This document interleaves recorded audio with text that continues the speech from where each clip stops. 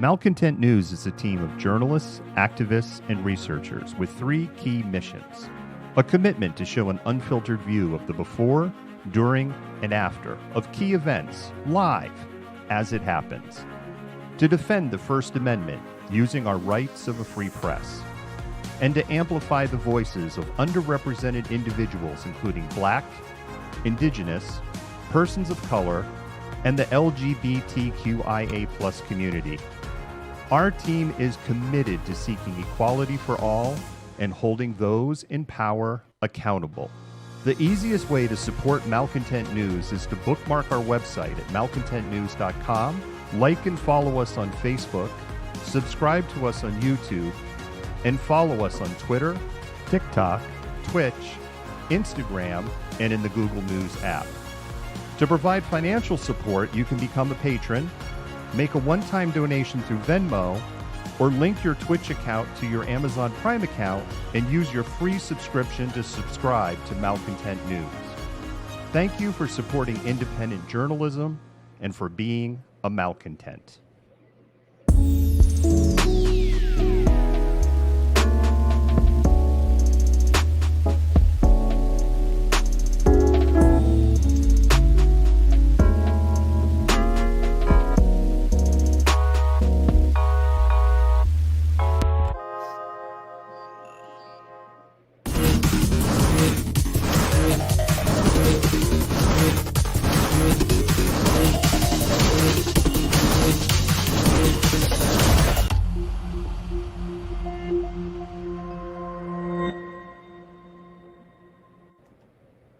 Good evening, Malcontents. My name is David. I am the Malcontent, and welcome to another episode of Malcontentment Happy Hour. Today is Wednesday, April 21st, 2021. Let me pull in my co-host, Jennifer. Jennifer, how are you doing this evening? I am good. I got my first COVID vaccine today, so I'm excited about that. So we're on our way to actually being in studio together, so that's great. And I found my favorite $7 shirt from Hot Topic that I got last summer. So I'm happy for both the COVID and I'm happy for Hot Topic.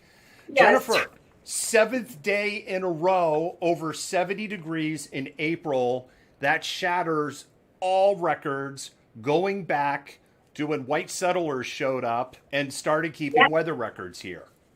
I know, and I'm bummed because I was just starting to get a good tan, and now we're going to go sink back into cold, wet weather again, and I'm going to have to dig my hoodies back up. Well, we kind of need it. We're into day 11 of no rain. This has actually been one of the driest Aprils in history, and April is typically a very wet month for us. And it's worth noting the Green Valley fire in Auburn that started last week is still burning tonight. It's 75% contained. Level 2 evacuations have been canceled. Firefighters have been actually having to go in because some of the cedar trees are burning on the inside. They're having to cut those trees down and essentially split them open to finish extinguishing out that fire. And it's very challenging terrain up there. Yeah, I think if the weather stays in the same kind of pattern that it's been in, we're going to have a really problematic, smoky, fiery summer again. No, I don't want. Where's my I don't like it button? I know we have a like it button. I don't have a don't like it button. I understand. You have some news about Ed Troyer. I do. Former Pierce County Sheriff Ed Troyer is under independent investigation now. Former U.S. District Attorney Brian Moran will lead the investigation. Pierce County is actually paying about $50,000 to conduct this investigation and determine the facts about the newspaper carrier incident and establish if Troyer has a history or pattern of these accusations the last 13 months. And then a deeper review of a November 11 incident where Troyer accused two Black men of trying to steal his wallet. So I think our good buddy Ed Troyer here might be in a little bit of trouble. Yeah, he might be. My understanding is that Moran is not going to be able to subpoena witnesses or put anybody under oath. So basically, as I understand it, it'll be, yeah, I'd like to talk to you. And it's like, yeah, go F yourself. I'm not talking to you. So yeah. I don't know what Pierce County is going to get out of their $50,000, but it's worth noting that he's under investigation. Yeah, absolutely. Hard to know if this is all performative and it's just a waste of taxpayer dollars or if something's actually going to come of it. So I guess we'll just have to keep an eye on it. So Jennifer, something that we were concerned about yesterday, when I say we, I mean the whole crew collectively, not just you and me, is that with the finding with Derek Chauvin that some big dick energy was going to be brought by some police departments. Did you get a chance to see this video on TikTok from user Risky E? Yes, I did. Yeah, they're riding their bikes back from 7-Eleven, and then this happens.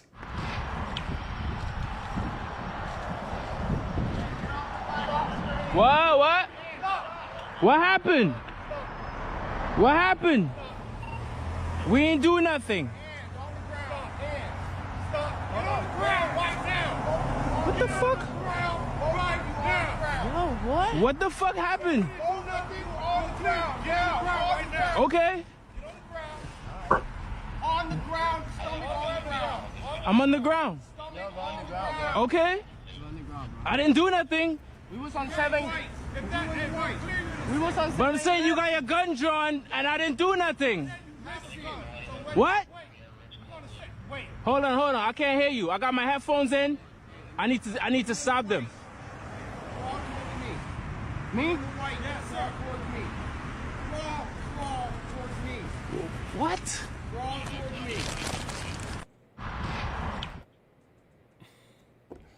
Jennifer, they were detained, handcuffed, questioned for 3 hours, fingerprinted, and then released. They were detained because they fit the description of a couple of robbery suspects. Black! Excuse me. Black! Something in my throat. Yeah. So it's basically now a crime to ride a bike while black.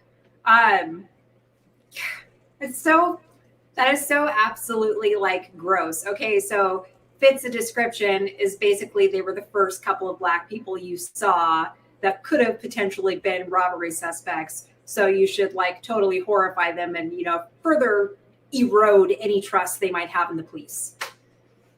Good thing they had GoPros going because we got to see it. Yeah, absolutely. Absolutely. There's another story, Jennifer, that's out tonight on Perth Amboy that involves police, black teenagers riding bikes. We'll save that for another time. Maybe we'll talk more about that tomorrow. You ready for the land acknowledgement and to really start the show? I am.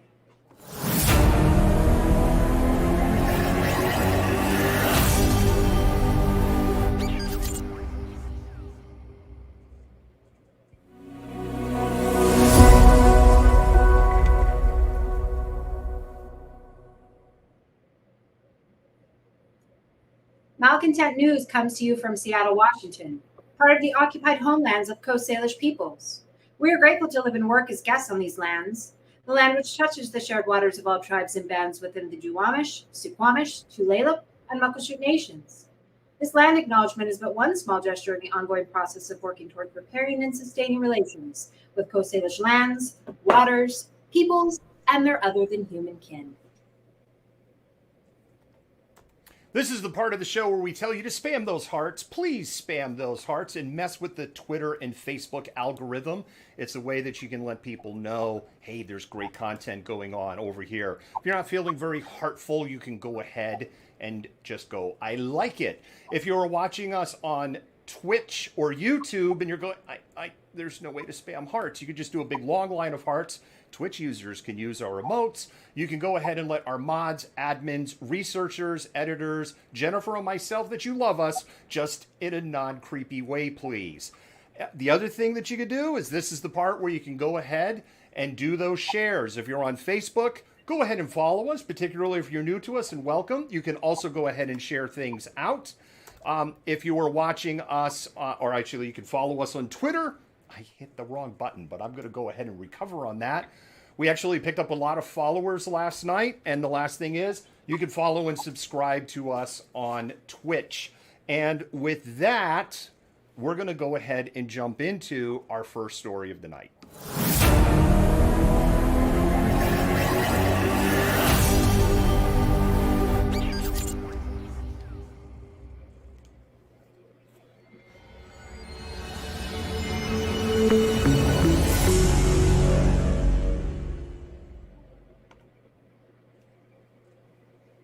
I was going to try to do this unobjectively and without enthusiasm, but I don't think I can bring myself to do this. So yesterday we saw the conviction of Derek Chauvin, who murdered George Floyd. The jury deliberated for about 10 and a half hours, and he was found guilty of all 3 charges: murder in the second degree, which is involuntary, murder in the third degree, manslaughter in the second degree, and faces up to 75 years in prison, which in my opinion probably isn't enough, but here we are. It's better than what we predicted was going to happen, which was that he would walk. So here is Chauvin's reaction when the charges were read. You want to roll that clip, David? Members of the jury, I will now read the verdicts as they will appear in the permanent records of the 4th Judicial District. State of Minnesota, County of Hennepin, District Court, 4th Judicial District. State of Minnesota Plaintiff versus Derek Michael Chauvin, Defendant. Verdict, Count 1. Court file number 27, CR 20-12646. We, the jury, in the above entitled matter as to Count 1, unintentional second-degree murder while committing a felony, find the defendant guilty. This verdict agreed to this 20th day of April 2021 at 1:44 p.m. Signed, juror foreperson, juror number 19. Same caption, verdict count 2. We, the jury, in the above entitled matter as to count 2, third-degree murder, perpetrating an eminently dangerous act, find the defendant guilty. This verdict agreed to this 20th day of April 2021 at 1:45 p.m. Signed by jury foreperson, juror number 19. Same caption, verdict count 3. We, the jury, in the above entitled matter as to count 3, second-degree manslaughter, culpable negligence, creating an unreasonable risk, find the defendant guilty. This verdict agreed to this 20th day of April 2021 at 1:45 p.m. Jury foreperson 019. Members of the jury, I'm now going to ask you individually if these are your true and correct verdicts. Please respond yes or no. With the guilty verdicts returned, we're going to have Blakely, you may file a written argument as to Blakely factors within 1 week. The court will issue findings on the Blakely factors, the factual findings, 1 week after that. We'll order a PSI immediately, returnable in 4 weeks. And we will also have a briefing on, after you get the PSI, 6 weeks from now, and then 8 weeks from now we will have sentencing. We'll get you the exact dates in a scheduling order. Is there a motion on behalf of the state? Your Honor, the state would move to have the court revoke the defendant's bail and remand him into custody pending sentencing. Bail is revoked, bond is discharged, and the defendant is remanded to the custody of the Hennepin County Sheriff. Anything further? All right. Thank you.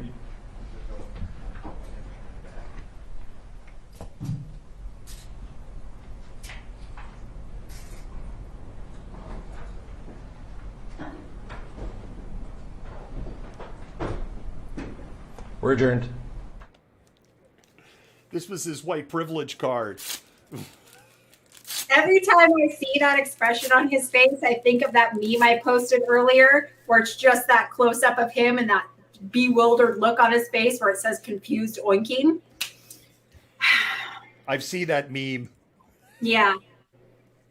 So this was, it's a great moment. It's a historic moment. I was like super excited about it and told my students to watch and write up something about it for extra credits. I'm like, when we talk about Reconstruction in 4 or 5 weeks, this is going to be like, we're going to historicize this particular moment.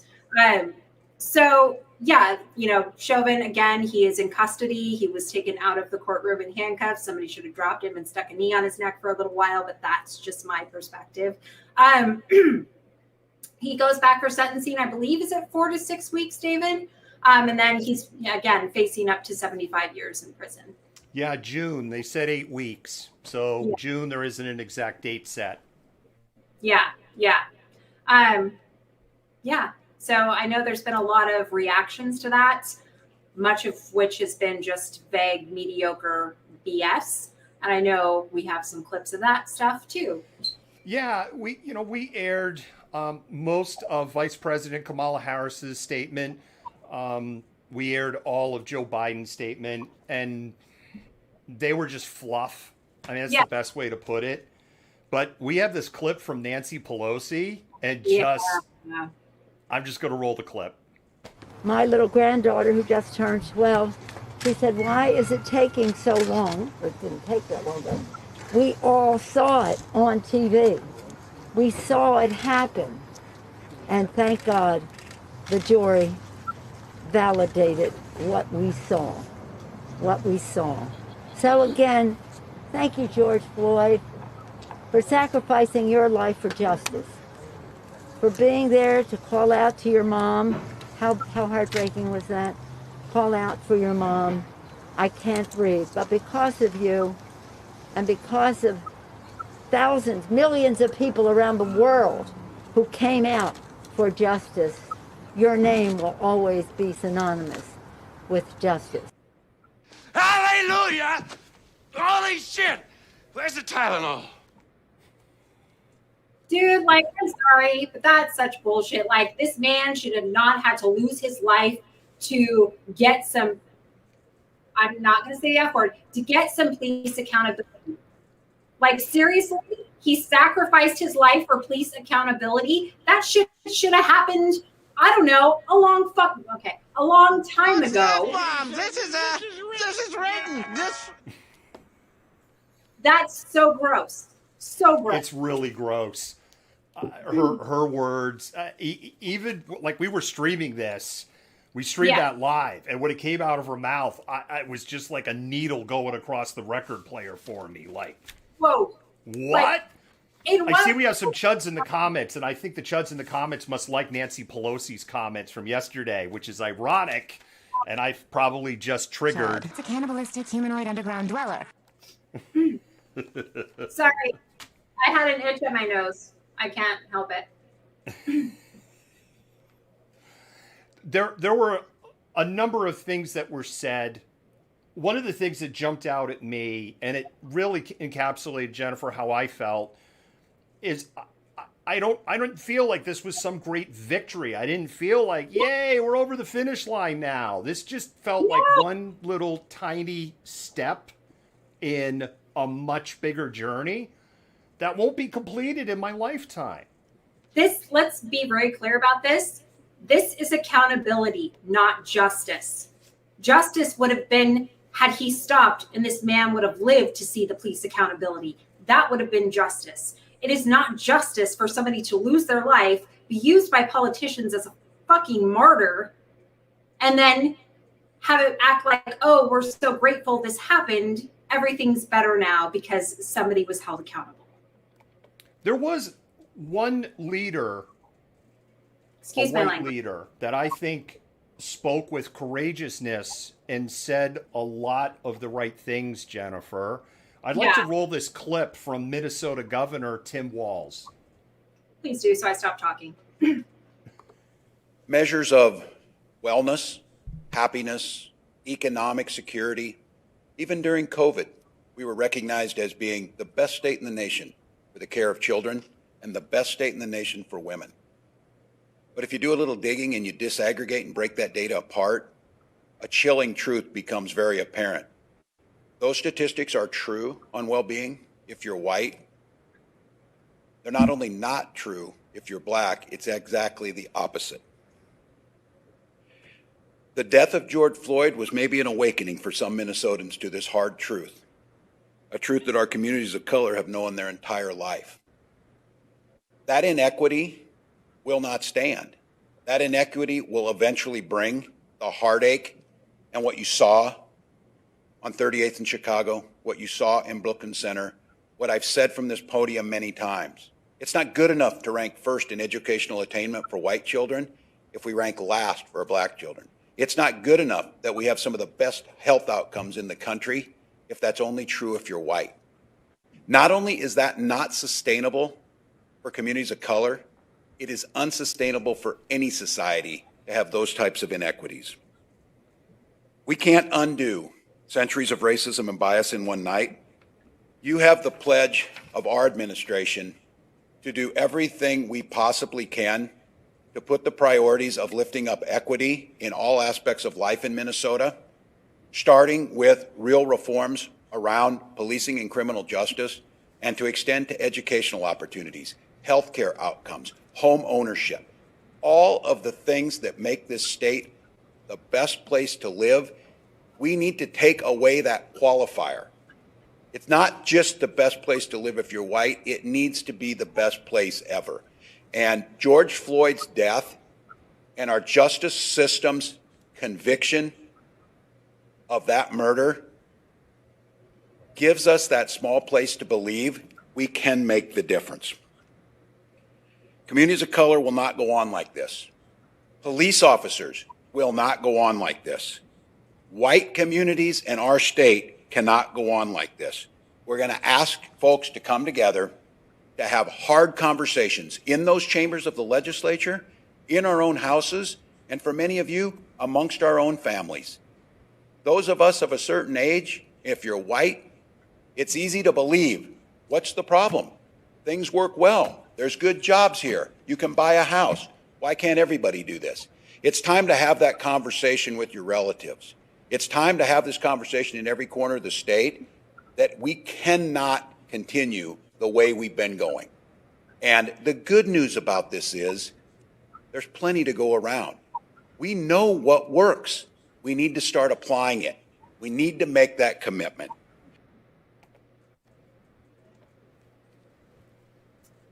Okay, I'm just because I think that's a powerful speech. But you know, words don't mean anything without action behind them. The admission of systemic racism by an older white male is a good starting point, but we also need to be mindful of the fact that while he may outwardly espouse these words and beliefs and believe some of them internally, every word that he's reading is being written by somebody else. So we need to be mindful of this. So Chauvin is going to remain in custody. It's my understanding he's in a private cell. Sentencing is in June. And now he and his beauty pageant queen ex-wife are facing felony charges for federal tax evasion from 2015 to 2019 in the amount of $500,000 in hidden income. Yes, apparently Derek Chauvin, super citizen, hid up to $500,000 of income over a 4-year period on some side gigs he was doing, which of course leaves me going, well, what the hell was he doing where he's got side gig incomes of $125,000 a year? Yeah, absolutely. What are those side gigs, Derek Chauvin? What are those side gigs? We'll keep following this story. I don't think we're going to hear much about it, Jennifer, until we get closer to sentencing. Probably not. And with that, we'll do a little pause for the cause, and we're going to go to our next story. Okay. Hi, Malcontents. I'm David, the Malcontent, and I'd like to talk to you for a moment about supporting independent media. When you support us, you help us bring the before, during, and after. You help us defend the First Amendment. You help us amplify BIPOC and LGBTQIA voices, and you help us hold leaderships at a local, state, and federal level accountable. None of this would be possible without support by viewers just like you. When you become a patron for as little as $5 a month, you help buy technology, safety equipment, and help cover travel expenses so that we can continue to bring you news that you trust. If you can't become a patron, you can do a one-time donation on Venmo, and your dollars will go to the exact same causes. With your continued support, we can continue to amplify BIPOC and LGBTQIA voices while showing the truth on what is happening in the world around us. Once again, thank you. And one of the benefits of becoming a patron at the $5 or above level is you get our show notes. And not only do you get our show notes, you get all of the research attached to those show notes. So all of the links, all of the resources that we've pulled to create those stories. Occasionally there'll be interview notes that are there depending on the depth of those interviews, but that is an added benefit of being a patron. And for as little as $5 a month, you too can help support independent journalism.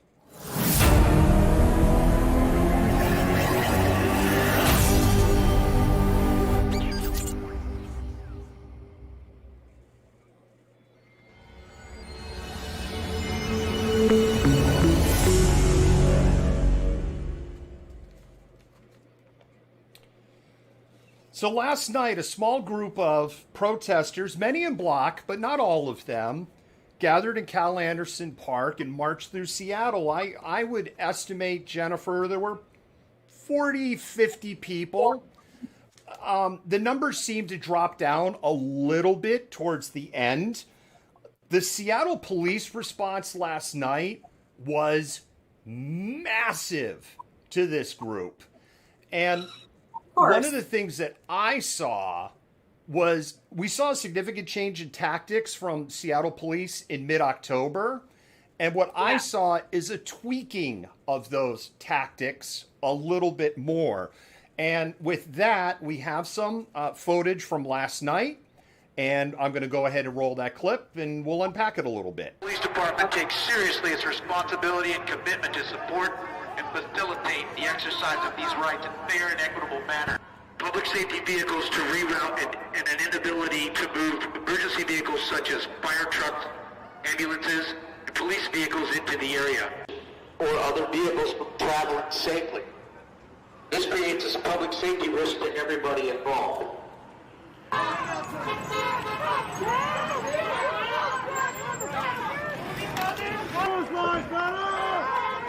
Move away from the officers who are conducting an arrest.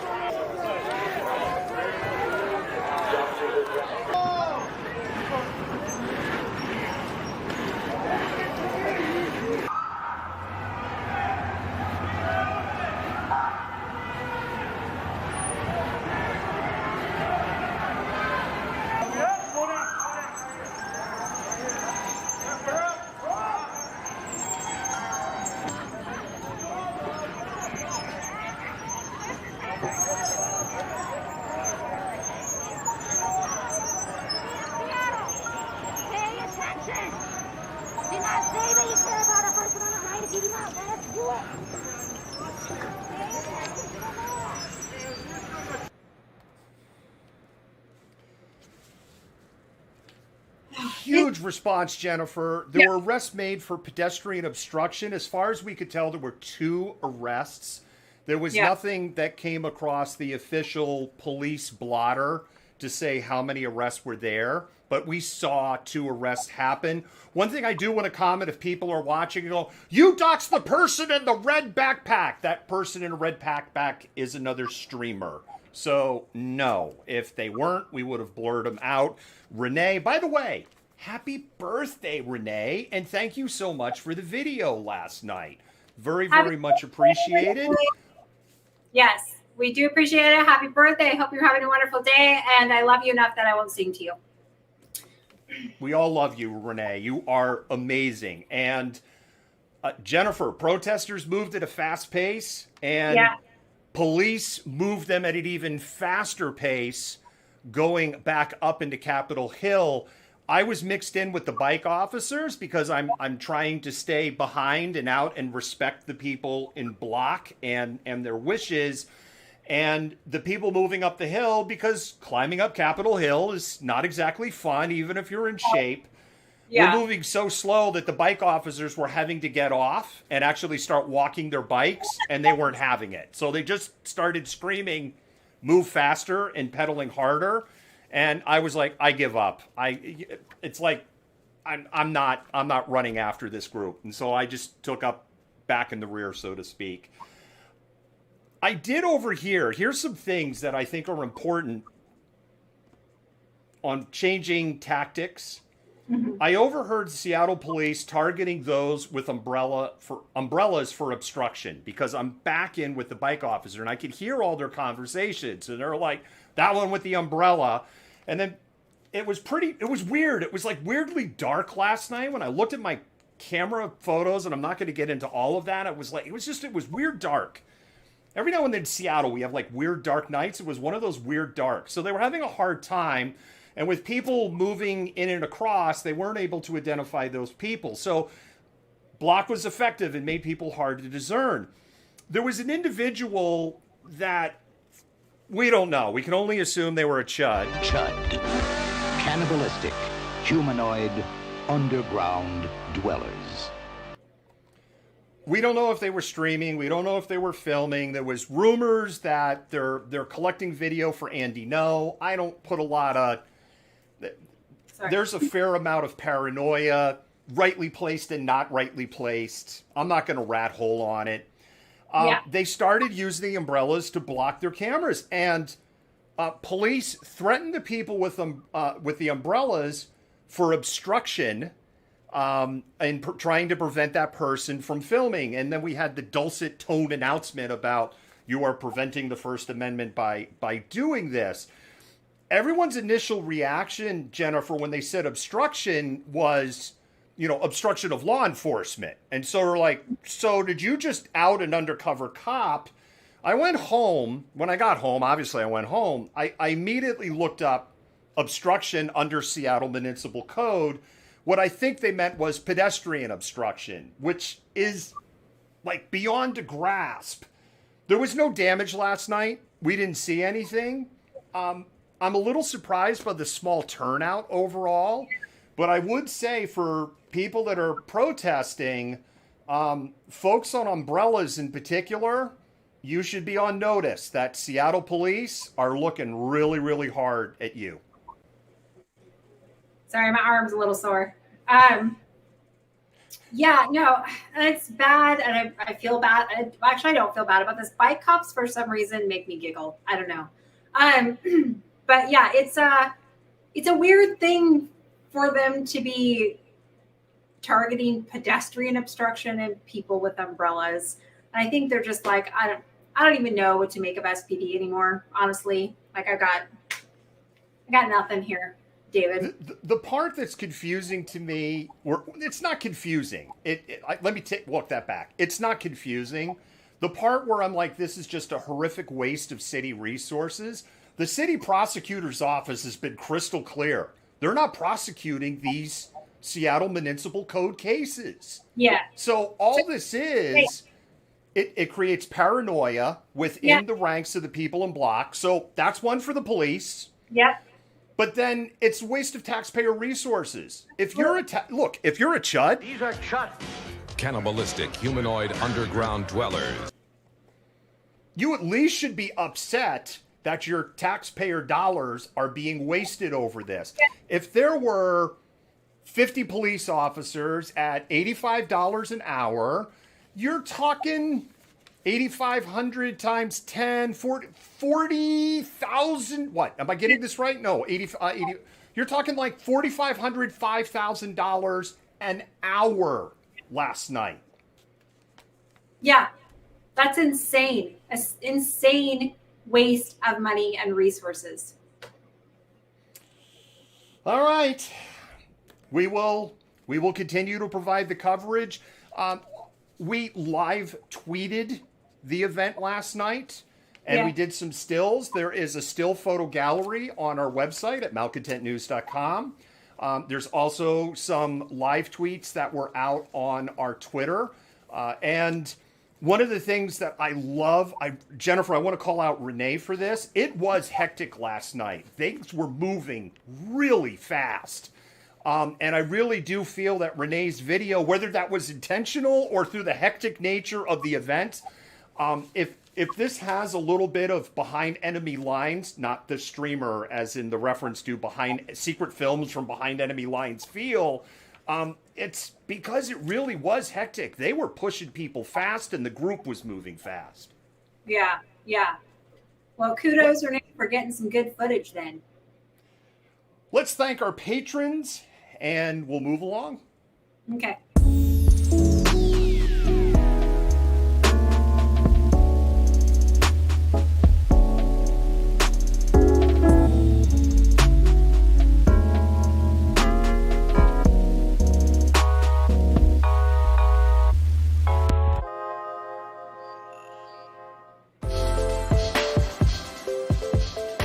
Black Coffee is a hub for communities and a hub for meeting people, making friends, and understanding. What Black Coffee is to me is a place to actually call home, a place where Black youth will feel welcomed, where Black families will come and feel like they're at home. What we're trying to build is more than just coffee. Community is something that we do naturally. We know who's in the community, we know what the deficits are, and we're trying to fix that. We want to bring people together. My hope is that the phrase grounded in excellence shows up everywhere and that it becomes a movement. I'm looking forward to hanging out at Black Coffee with my friends and feeling safe. Black coffee to me means opportunity for people like me and my other friends and family to come here and do homework safely and hang out and stuff like that. That is happening. It is happening. Black Coffee Northwest is located in Shoreline, Washington, Highway 99, close to 170th on the west side of the highway. They have amazing coffee sourced from Africa, great merch, and yes, it's already going in the comments. Potato scones. Get yourself a potato scone. It is like a baked potato with onion and cheese. Had a baby with a delicious, fluffy scone.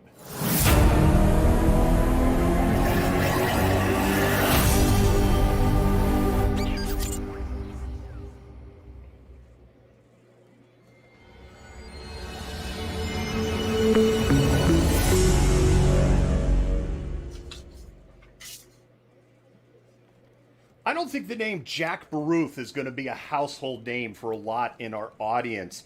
Jack Baruth is a famous and infamous automotive journalist. He is known for being massively misogynist. He's been fired from multiple publications, and he is an incredibly gifted and talented writer. He created a term called super citizen. And he used that in reference to police officers who act as if they are above the law. And in automotive circles and in auto journalism, that term super citizen has stuck. And I would like to introduce you all to Julian Navarrete, Pinal County Sheriff of Arizona, because guess what? Sheriff Deputy Navarrete thinks he's a super citizen. This newly released body cam video also shows the sheriff's deputy using a racial slur when the arresting officer tells him he's not above the law. Team 12's Bianca Bono joins us with the details unfolding right now. Bianca? Guys, in the video, the sheriff's deputy asks officers not to put his career at risk. But you've been drinking, dude, and you were driving. Yeah, but I'm also a police officer. ASU cops pulling over Pinal County Sheriff's Deputy Julian Navarrete after a night out in Tempe back in December. Hey, how much you had to drink today, man? It's a couple drinks. Around 2 in the morning, an ASU police officer pulling Navarrete over near McClintock and University, saying he saw the then 26-year-old speeding and swerving. Navarrete quickly showing the officer his badge. Who do you work for, Pinal? Pinal.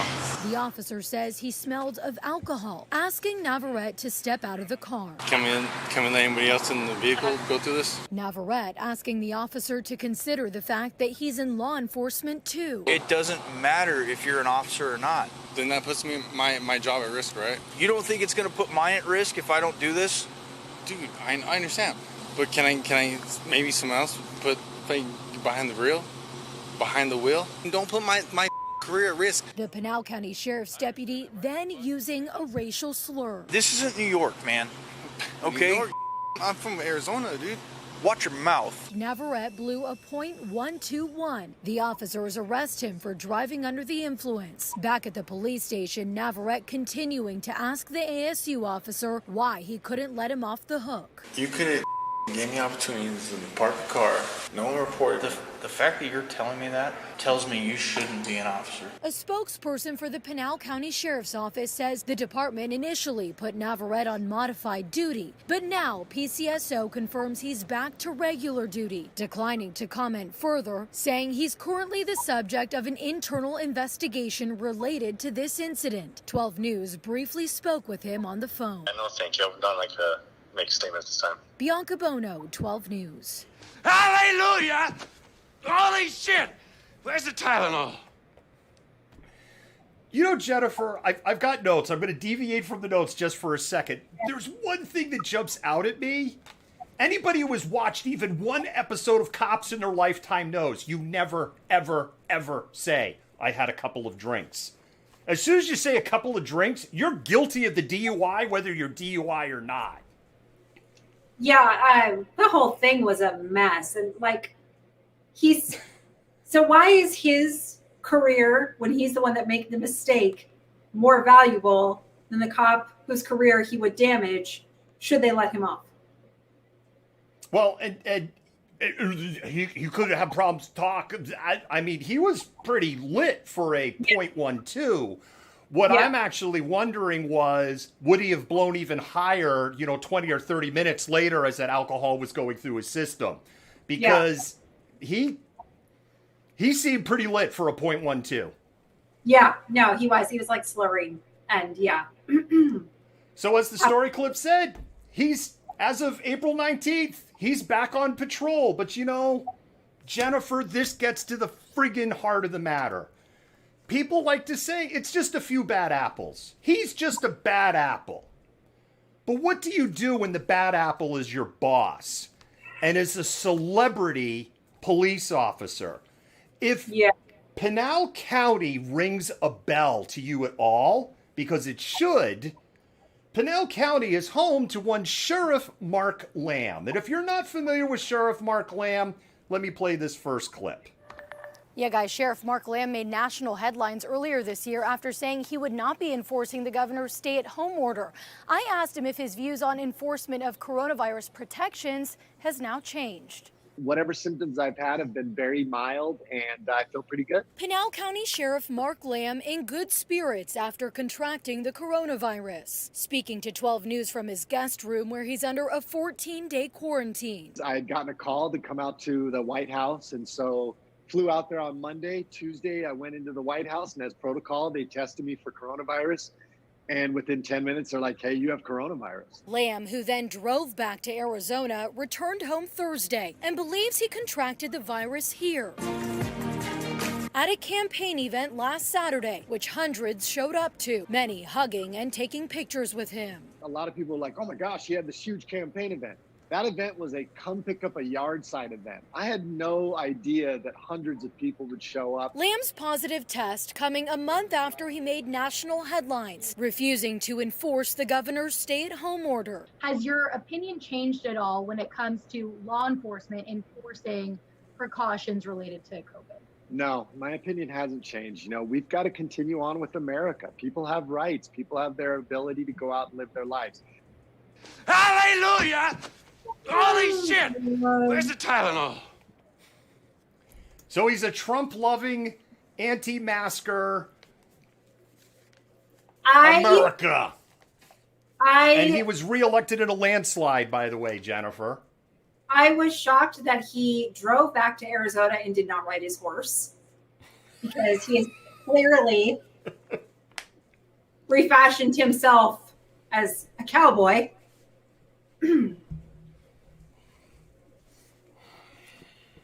There we go. I knew I would. Law and order. I'm law and order. Yes. You need a stick horse for when you do this. So, Jennifer, a few weeks after he was like, it's not that bad, America, Arizona had the worst COVID rates in the country. Yeah. And he's, again, was a frequent guest on a television show, Live PD. And I think you have a clip of him feeling real bad about that show being canceled. Yeah. He's not happy about Live PD getting canceled. We're going to roll that clip. Well, Caribe, the Pinal County Sheriff's Office last filmed for Live PD in May of this year, and it appears as though this will be the last time for the department. It's something Sheriff Mark Lamb isn't pleased about. He's driving a suspended, revoked license. This, one of the Pinal County Sheriff's Office more than 50 appearances on A&E's hit show, Live PD. So as he's driving, he can smoke and drive at the same time, and no one would think anything different. The series showcasing policing across the country. But amid growing protest against police brutality, the network is pulling the plug. Sheriff Mark Lamb says he didn't see it coming. I was shocked, and honestly, I'm disappointed. Live PD's cancellation coming after the show said it destroyed footage of an in-custody death of a black man during a Texas traffic stop last year. Live PD's cancellation happening one day after the cancellation of Cops. But I can tell you first and foremost, it was a true and accurate depiction of the calls that we were going out on here in Pinal County. Critics saying the shows glorify policing, misrepresent minorities, and leave out key controversial moments caught on camera. So before we just dive into this, hello, everybody who's here on the raid from Woke. Please consider following us or subscribing. It helps us grow. We are so glad that Woke is doing the raid. I am the malcontent David, and we're going to keep going, and I'm wearing this hat in honor of Mark Lamb because this makes me law and order because I'm wearing a hat. So let's go over why Live PD was canceled. Texas Sheriff Robert Chauvin was indicted on felony charges for covering up the death of Javier Ambler and blocking the investigation every step of the way. The producers of Live PD destroyed the video because Sheriff Chauvin, Lamb's friend, because you have to imagine they're all talking to each other, told him to destroy the video. Multiple sheriff deputies have been fired and are under criminal investigation in Williamson County, Texas. Sheriff Chauvin gave out gift cards to his sheriff deputies for committing acts of excessive force. Live PD frequently appearing Sheriff Chris Noco is accused of targeting officers with a history and documentation of abuse of force and violence for hiring to help raise his clout on Live PD. That's why the show was canceled. It wasn't canceled because George Floyd. It was canceled because of the misconduct of the sheriffs that were involved with that show, and the production company was complicit with that misconduct. And Jennifer, it gets worse. Oh, I'm sure. Mark Lamb was also on another A&E show, 60 Days In. Yep. And in season 5, Pinal County Jail was featured. And we have some clips on how Sheriff Lamb runs the Pinal County Jail. Honorary deal.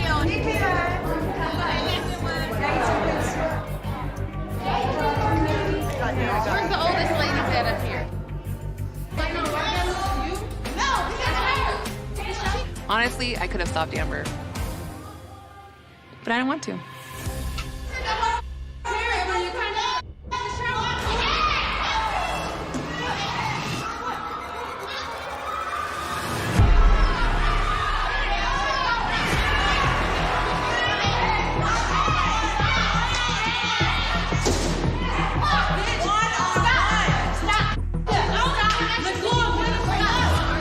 Amber had enough.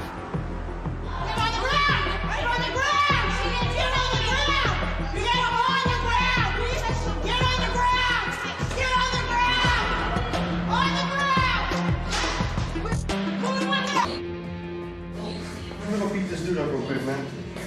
I see. Stay inside. Lean up against the door or something. Oh, bitch, come on.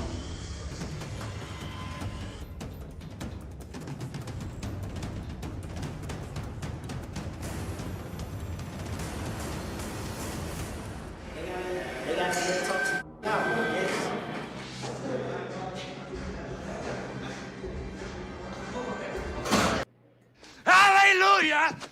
Holy shit! Where's the Tylenol?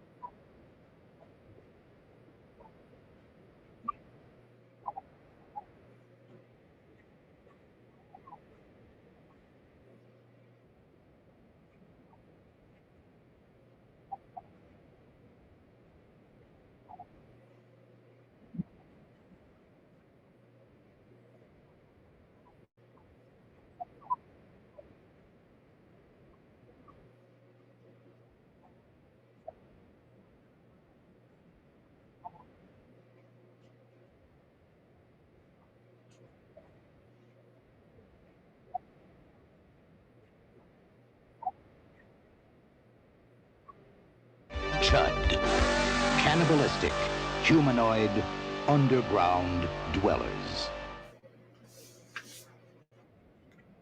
Yeah. Yeah. Well, he was probably too busy feeding his cattle and worshiping his American flag to make any changes, you know. So it's really not a surprise then that Julie Navarrete would be back on the job, right?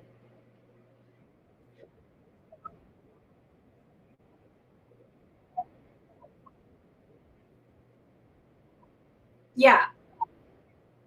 Yeah, and then you have to wonder too what will happen to the ASU officer that did the right thing and actually took him in. Yeah, exactly, exactly. Because you have to wonder too.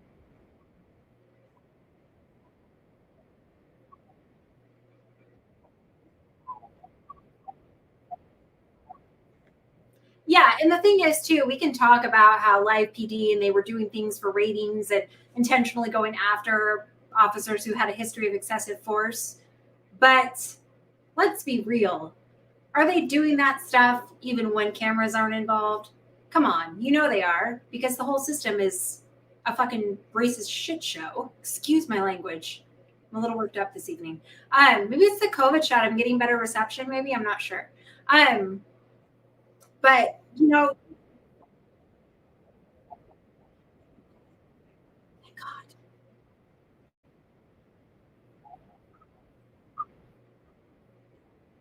yeah, yeah.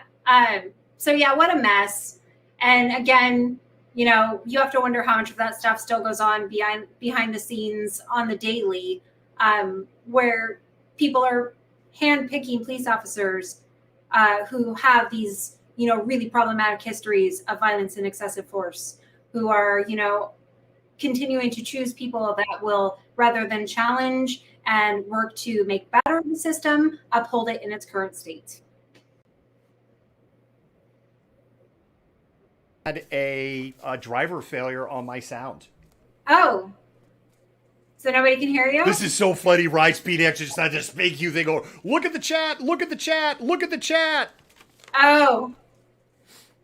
Okay, Great. now they said sound fixed because I literally just unplugged and plugged in the microphone. I'm not muted. So I don't know how much people didn't hear from me. Probably a lot. We're not going to walk backwards on it. That's fair. That's fair. Law enforcement leaders like Sheriff Mark Lamb demonstrate why this system can't be fixed. Yeah, absolutely. Absolutely. And with that, we're going to do a little pause for the cause, and hopefully you'll still be able to hear me. Yes.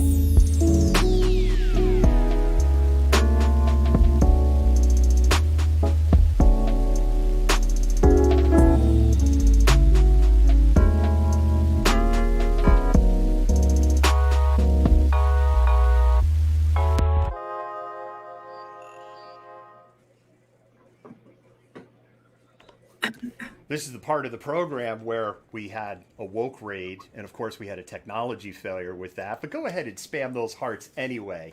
Spam those hearts. Let the mods and admins know that you love the great work that you're doing. And by the way, when you become a patron, we can buy better technology. I'm just putting it out there. By the way, this is like a top of the line Blue Yeti microphone over here, and it has been nothing but flipping problems. So I have to laugh because otherwise I'm just going to curl up in a fetal position. So spam those hearts one more time for those mods and admins, and especially for Rashi, who now has an editing nightmare on that particular story. And with that, we're going to go to our last segment.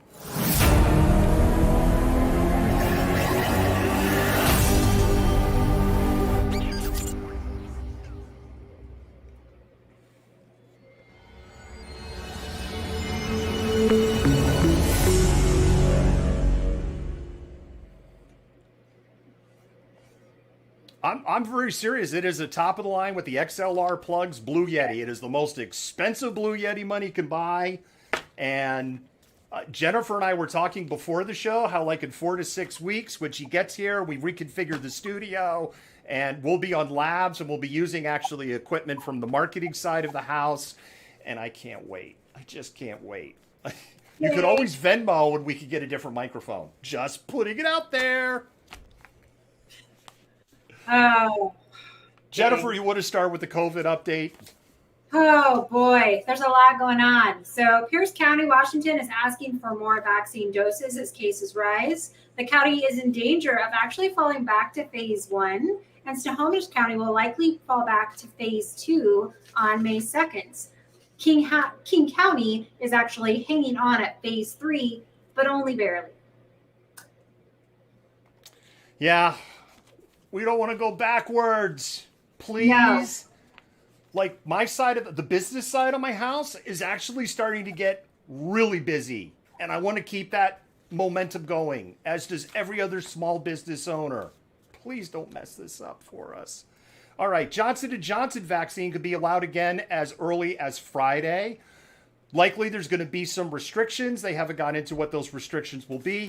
It's worth noting 7.4 million doses of the Johnson & Johnson vaccine were given. There were 6 blood clot adverse reactions with 1 death. We moved faster on the Johnson & Johnson vaccine than we have on reasonable gun reform. That's a whole separate story there. But this will help the acceleration of vaccinating the American public when we get this vaccine back online, because it is the best vaccine for the new variants. Yes, and so global health officials are actually giving up on herd immunity. Southern Hemisphere isn't getting immunized. There's no doses in poor countries. United States might get to 75% vaccinated, but not enough people are willing to get the vaccine. Without 85% to 90% vaccination rate, COVID will continue to mutate. Yay. We are likely going to continue to have to live with COVID. Anti-mask and anti-vaccination isn't a unique American trait, though. It is also ongoing in Ontario, Montreal, and Quebec City, which are in lockdown in Canada. Hallelujah! Holy shit! Where's the Tylenol? So Joe Biden promised 100 million COVID doses within 100 days. Nailed it.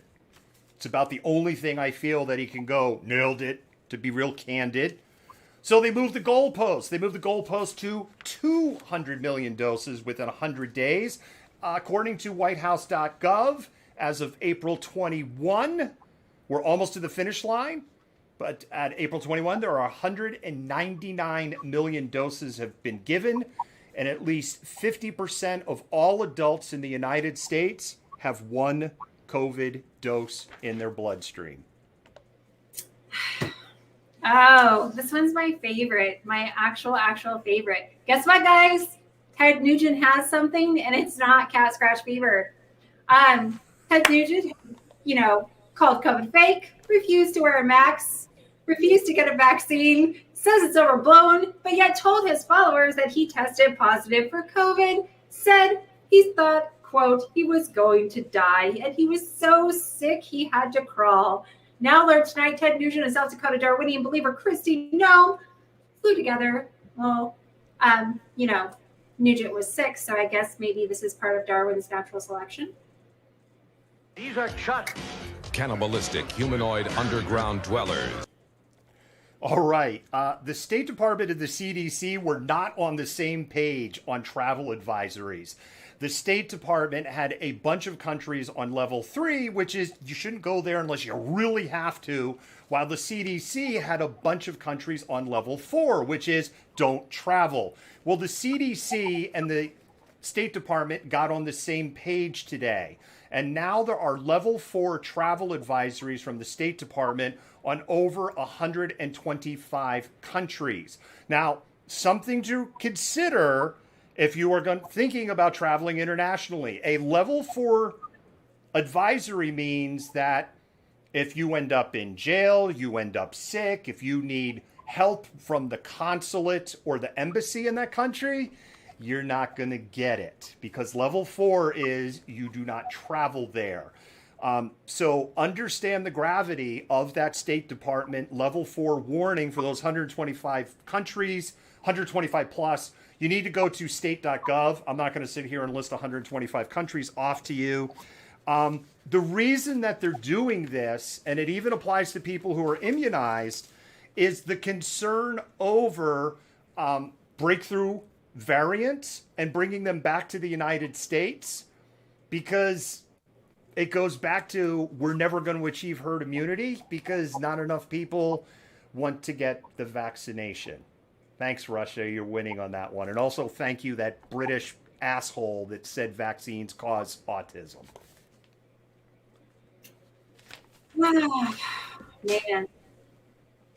Man. Hallelujah! Holy shit!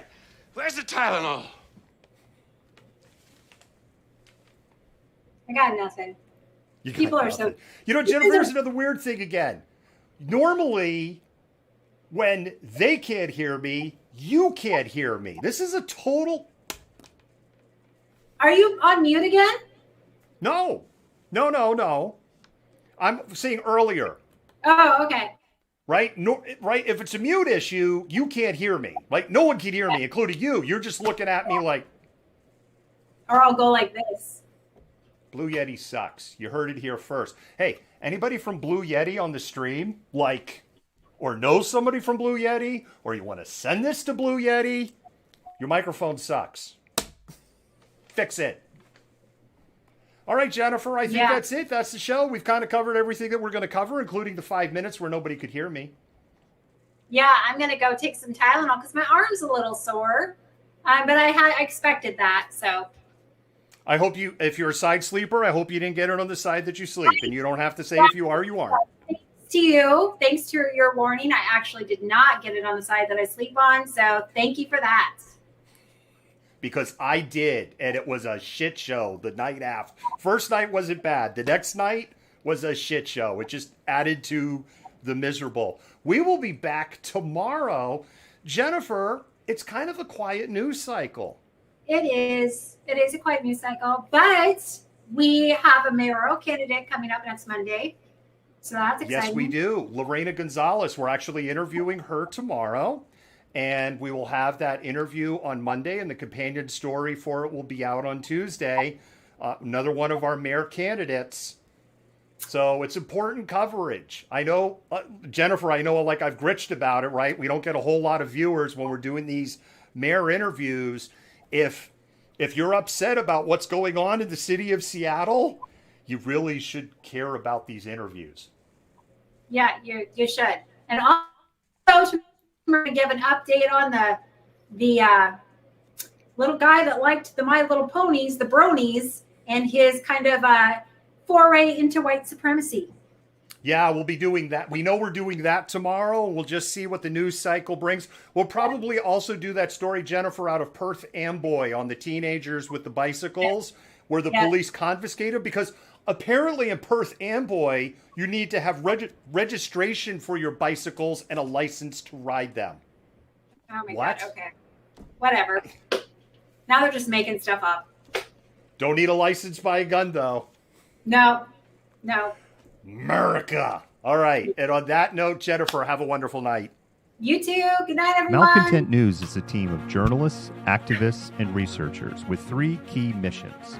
A commitment to show an unfiltered view of the before, during, and after of key events live as it happens. To defend the First Amendment using our rights of a free press.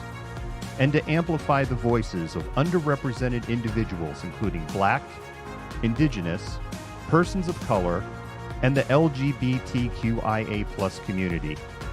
Our team is committed to seeking equality for all and holding those in power accountable. The easiest way to support Malcontent News is to bookmark our website at malcontentnews.com, like and follow us on Facebook, subscribe to us on YouTube, and follow us on Twitter, TikTok, Twitch, Instagram, and in the Google News app. To provide financial support, you can become a patron, make a one-time donation through Venmo, or link your Twitch account to your Amazon Prime account and use your free subscription to subscribe to Malcontent News. Thank you for supporting independent journalism and for being a malcontent.